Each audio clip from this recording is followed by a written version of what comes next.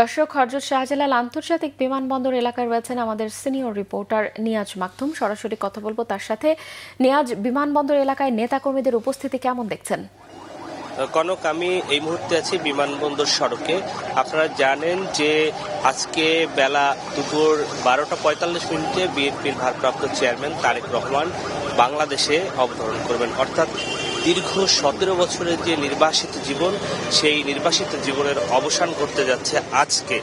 তো আপনারা জানেন যে এই তার আশাকে কেন্দ্র করে বিমানবন্দর এর ভিতর এলাকা 8 নম্বর গেট থেকে শুরু করে এই যে মূল সড়ক রয়েছে, পুরো সড়কের মধ্যেই এক ধরনের নিশ্ছিদ্র নিরাপত্তা বলয় গড়ে তোলা হয়েছে। এই নিরাপত্তা বলয়ের মধ্যে রয়েছে পুলিশ, রয়েছে র্যাব, রয়েছে এবং সেনাবাহিনীর কঠোর অবস্থান রয়েছে।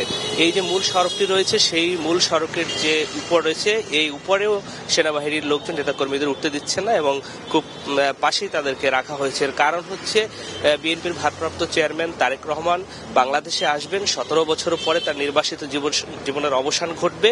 তার যে নিরাপত্তা রয়েছে, সেই নিরাপত্তাকে কেন্দ্র করে এই কঠোর অবস্থান রয়েছে। আপনারা দেখছেন যে এই নেতাকর্মীরা যারা এখানে রয়েছে, এর মধ্যে সিনিয়র নেতাকর্মীরা রয়েছে, যুবদলের নেতাকর্মীরা রয়েছে। তারা এই সড়কের যে শৃঙ্খলা রয়েছে, সেই শৃঙ্খলার দায়িত্বটুকু ঠিক মতো কাজ করছে কিনা সেটিও দেখার চেষ্টা করছেন। আমাদের সাথে রয়েছেন শরীফউদ্দিন জুয়েল, যুবদলের কেন্দ্রীয় নেতা, উত্তরের নেতা। আমরা তার কাছে একটু শুনবো যে এই যে নিরাপত্তা বলয় গড়ে তোলা হয়েছে, আপনারা স্বেচ্ছাসেবক দল রয়েছেন, স্বেচ্ছাসেবী সংগঠনের মধ্যে কাজ করছেন, কি কি বিষয় লক্ষ্য রাখছেন? আমরা আজকে আমাদের বিএনপির ভারপ্রাপ্ত চেয়ারম্যান জনাব তারেক রহমানের ঐতিহাসিক স্বদেশ প্রত্যাবর্তন উপলক্ষে আমরা সকালবেলা থেকে আমরা এখানে আইন শৃঙ্খলা বাহিনীর সাথে আমরা তাদের সাথে সহযোগিতা আছি এবং আইন শৃঙ্খলা বাহিনী, সেনাবাহিনী, পুলিশ, র্যাব, ডিবি থেকে শুরু করে অন্যান্য যারা আছে, আমরাও বিএনপির আমরা নেতারা, আমরা দেখেছেন আমরা আমাদের নিজস্ব একটা শৃঙ্খলা, আমাদের টিম তৈরি করা হয়েছে নিরাপত্তা।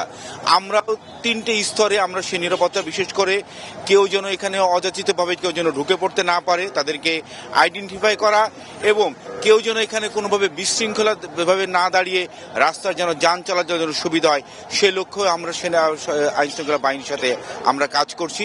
সবে মিলে একটা উৎসব মুখর পরিবেশ যেন বিরাজ করে, উৎসব মুখর পরিবেশের মধ্যে যেন কোনো ধরনের বিশৃঙ্খলা এবং কোনো ধরনের যেন কোনো অহেতুক কোনো ঘটনা যেন না ঘটে, এই ব্যাপারে আমরা আমাদের শৃঙ্খলা বা যেটা তৈরি করা হয়েছে সেই বাহিনীর সদস্যরা আমরা অত্যন্ত সজাগ রয়েছি। আমরা শুনছিলেন যে যুবদলের এই উত্তরের নেতা বলছেন যে এখানে যে শৃঙ্খলা রয়েছে, সেই শৃঙ্খলা বলয় শক্তভাবে করার জন্য, অযাচিতভাবে কেউ এখানে বিশৃঙ্খলা তৈরি করতে না পারে সেই বিষয়টি লক্ষ্য রাখার জন্য তারা এখানে কাজ করতেছে।